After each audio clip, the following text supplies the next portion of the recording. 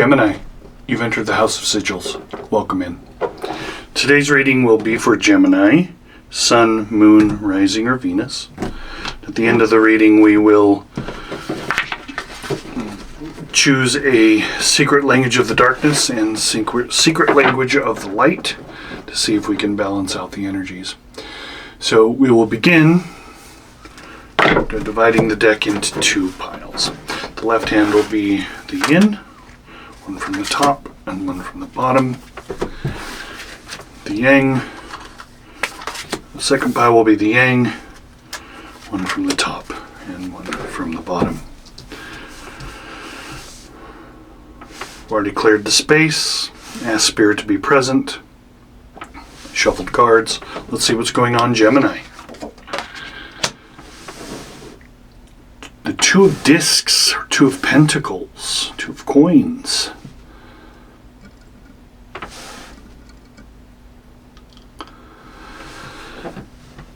Something is coming into your immediate vicinity, is asking you for change. Something is on its way through. It's either you or your environment or people around you or a job or a relationship. Something is about to change. And as we remember, or may already know, change is the only constant. And so it's asking you to accept those changes. So being a card of very much earth, so the Ace of Discs is the pure inspiration of earth. And then the twos are giving that energy a vehicle, right? They're directing it into a certain path. And so the Two of Pentacles is asking you to make a decision here on earth in the material plane that will manifest into something now or in the future. And so let's take a look at the Two of Pentacles a little bit closer and sort of see how this evolves for you.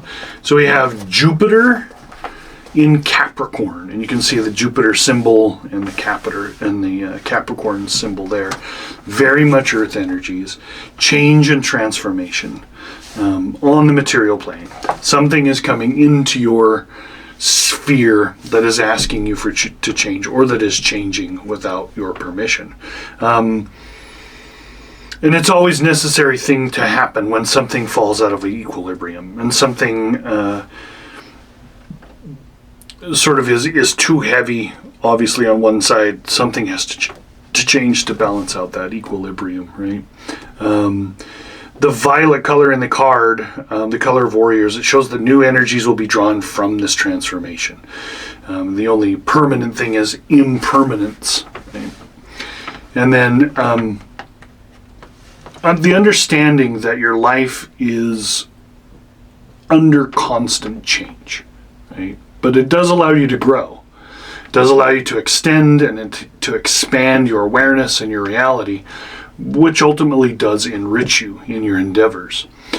And it's a card of asking you to trust in the change, to trust in what's coming for you, and asking you what internal or external changes are going on in your life where you're still clinging. And so maybe this is a change in your physical appearance or your physical body. Maybe this is a change in your environment or your home. Maybe this is a change in job or change in career. But whatever this is, it's asking you to embrace. Let's get a little bit clearer picture of this by looking at what you're expressing outwardly, what you're showing of yourself outwardly, what your effect is on others currently, and how you're influencing your environment. So I have to mention something. The Three of Wands, this is the third reading in a row that I've done now. I've done Aries, Taurus, and Gemini. The Three of Wands has shown up in this position all three times within the last 1 hour. The Three of Wands. So this is a message for me, right? This is the Sun in Aries. Right? This is showing me and the collective that with the fiery energy that you may have, remember the aces are the pure thought of the energy form. So the aces are that pure inspiration of fire in the wand's case. That pure inspiration, right? And then the twos are giving it a vehicle, right? A direction, a dominion, somewhere to go. And then the threes are embodying it in a way that asks you to stay centered inside this fiery transition and movement. So it's a card of trust as well. Trust in the self. Let's look a little closer at the Three of Wands again. Sun in Aries, virtue, integrity, honesty, self-confidence, no compromises. Pay attention to your own point and your own internal stillness to help you move through the change that is coming, or the constant changes that come up in your life, right? Are there any reasons for self-doubt? Are there things that this change will bring up that will cause you to doubt yourself and to doubt your fire, right? But you have the power and the future and the virtue to reflect and know the correct move for this material change that is coming. Let's take a look. It's super interesting that card has popped up in this position 3 different times in the last hour. Let's take a look at what you are receptive to, what you're open to, so which people, places, energies, events that you're attracting.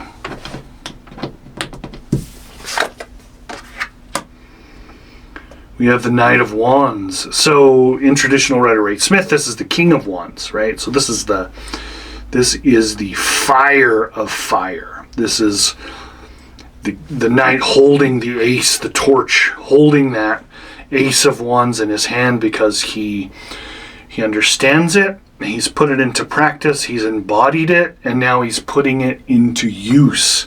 He's causing active change to happen.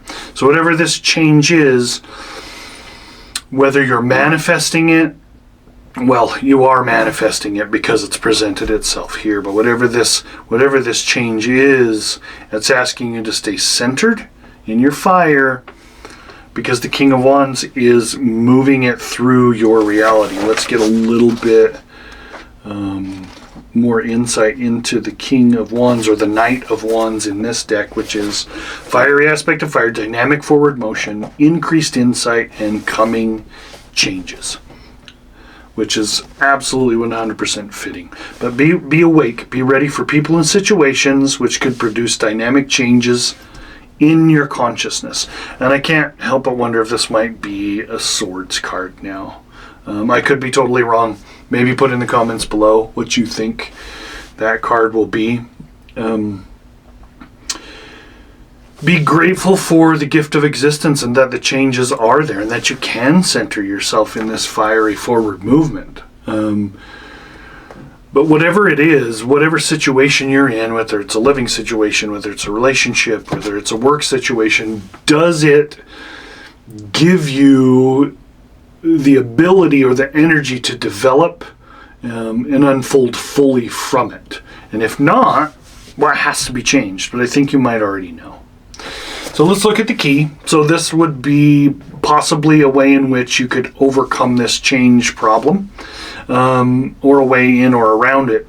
Sometimes this card shows up as the problem, and then these cards represent the cycle in which you can either always move around it or move through and in it and become that change. Wow. The Prince of Wands. So more fire. Absolute dynamic forward motion and creativity. So the Prince of Wands. So this is the heir of fire. This is like taking that pure ace that the knight's holding and just giving it a billows, giving it room to breathe. Allowing that pure dynamic forward motion, that creativity to just spark and just to move. It's interesting because the 3 is taking the power and the fire of the king or the knight of wands and the prince in the position of the key. It's almost as if the three is saying, yeah, stay centered, use your power, but really go, really ignite, really move. You understand what your goal is. You have incredible powers of creativity. If we move backwards in time to the prince, the airy aspect of fire, intensity, blossoming love, intuitive creativity, out of darkness into the light, which is the name of the series, balancing the darkness and the light. And we do move in and out of both at certain aspects in their life. But the prince personifies the mastery of intuitive creativity. All the senses are geared toward being used for creative purposes. He trusts his intuition and surprises others with original ideas. And he does this by surrendering to love, to surrendering to change, right? Surrendering to the one permanent aspect of the universe, which is impermanence.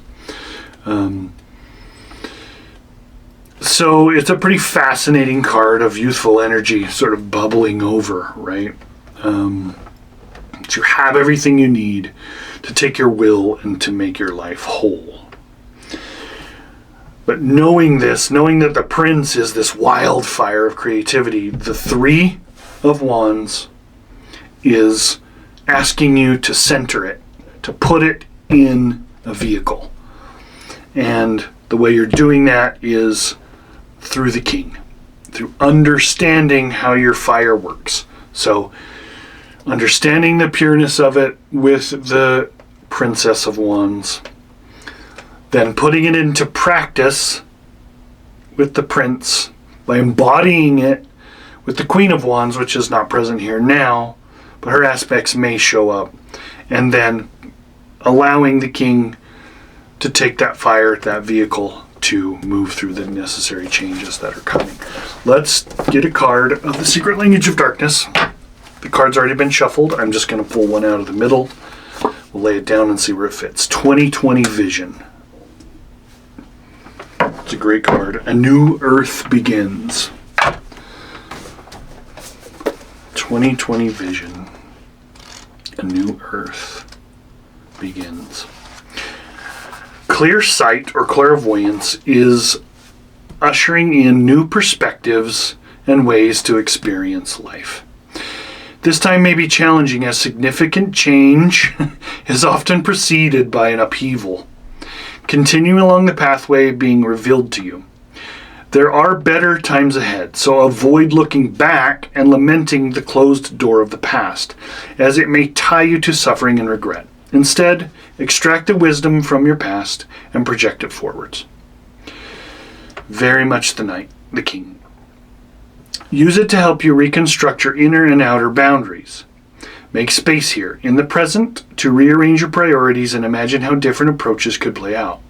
Be still, engage your visionary self, and gaze into how it could play out. Also, gaze into the periphery of your circumstances. Consider that you may have bypassed, or what you may have bypassed, by trying to skip ahead without processing life's lessons. Face, embrace, and integrate your experiences as wisdom. Otherwise, they can remain issues that can become obstacles to your fulfillment. When everything seems to have turned upside down, engage your 2020 vision for a kinder vision for the future. That card is talking all about change. Let us, again, cards have been shuffled. We'll take a look at the Secret Language of Light. We have remembrance. That's exactly what the 2020 vision card just asked you to do. Remembrance. Recall your soul truth. You are ready to live your life from the wisdom of your heart. You may have been citing or seeing 1111 as a reflection of this. If not, you can expect to receive the signs soon. You may see it on a clock, a phone number, a receipt, or in a dream. With this wisdom, fresh and innovative ideas will flow into your mind as new ways to live your life. No one else has to change their ways, only you. Live from your heart, be an inspiration, and discover a new world. Some call 1111 an awakening code. You must have awoken on some level to receive it. It is a sign that you are much more than what you think you are. 1111 has many different explanations because we are all asking different questions. There's no right or wrong. But at the heart of 1111 is a loving, intelligent energy that will always encourage you towards your soul, where you will remember the truth of you. So, to sum up, the truth of you is that you are a being in a constant world of change. And you have an immense gift for creativity. An immense gift for creativity. And you have the vehicle to move forward with that creative fire. And you have the ability to channel it and to be still in that creativity. You have the vision that you need. You have past experience that you need. And it's asking you to remember those inspiring creative moments that come to you through the Prince of Wands. It might be very wise for you to keep some sort of dream journal or a notebook to write down all your creative ideas that you have. Because I imagine you have 5 or 6 a day, and they probably you probably forget about them just as quickly as they come to you. So write them down. You never know when they can be useful. Gemini, this is a fascinating reading for you. Third time the Three of Wands has popped up in as many readings. If you have a comment, please share it below. And remember to like, share, and subscribe. And remember to keep your sigil of protection close at hand, should the darkness decide to answer the call.